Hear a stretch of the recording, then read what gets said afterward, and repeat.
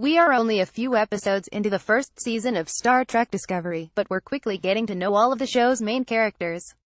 While the first few installments treated us to a team of people who could have been described as grumpy at best and sociopathic at worst, we're at last getting to see everyone's softer side as.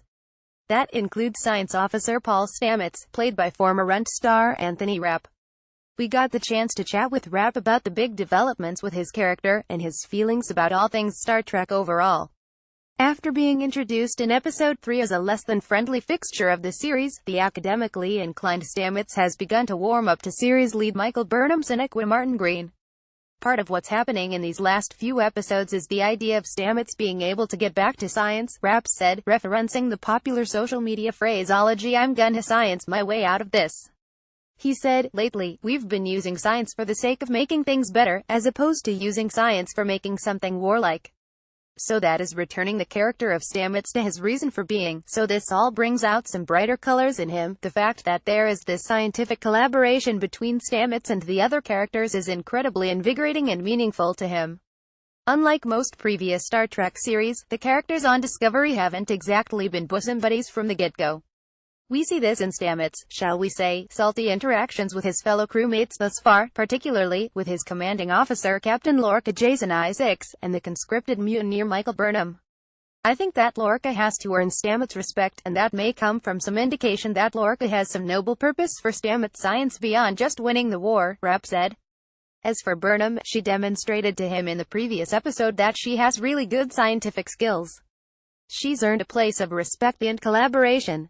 As for if and when the Discovery crew would become more familial, Rapp says we need to be patient. One of the things that I love about it, though, is that we'll have to earn it, he said. We don't start out that way. Any longtime Star Trek watcher can agree that so often every relationship starts out as fixed, and everyone is set in their dynamics and doesn't change much over the course of the series run, with the exception of Deep Space Nine, and on this show all grow and change with each other. As you may be able to tell from that last remark, Rapp is a lifelong Trekker himself, and a proper geek on the whole. I was a fan of the original series and movies, but it was always alongside my other geeky things that I have always had great affection for, he said. But I always just loved it, along with Star Wars, and comic books, and Lord of the Rings, and Narnia as a kid, and then as an adult Harry Potter. These things really speak to me. Even among all these great properties, Star Trek had a special place in the actor's heart. What always spoke to me, especially in Star Trek's case, I've always been drawn to the idea of exploration and using science to solve problems, Rapp said. I missed a lot of the shows in the 90s, because I was always working then and barely watched any television.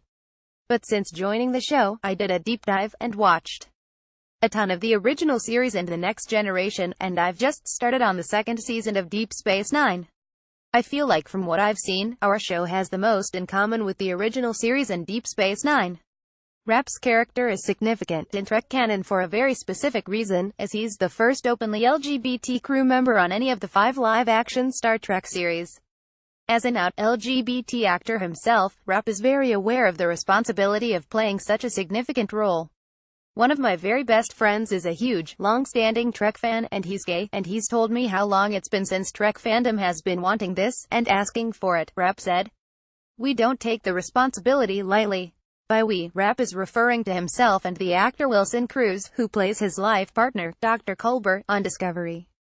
Another out LGBT actor, Cruz' working relationship with Rapp actually dates all the way back to their time together on the Broadway stage in Rent. I've known him for 20 years, he played Angel in Rent when I was still in it, so we actually did the show together for a bit, Rapp said. I've been incredibly proud of all the activism work he's continued to do over the years. So it's this really cool coincidence that he's getting to play Dr. Culber. I just feel really fortunate that I get to share this experience with someone that I know, and that we have a good friendship and bond already. Aside from the rather important role of being Trek's first out LGBT main character, Rapp also made a bit of Trek history recently of another kind, the first ever F-bomb in Star Trek canon, which he dropped in a scene in Episode 5, alongside the character of Cadet Tilly Mary Wiseman. It was really fun, because it felt really true, he said of the moment. We were aware of it. We were very aware that, yeah, this is the first one.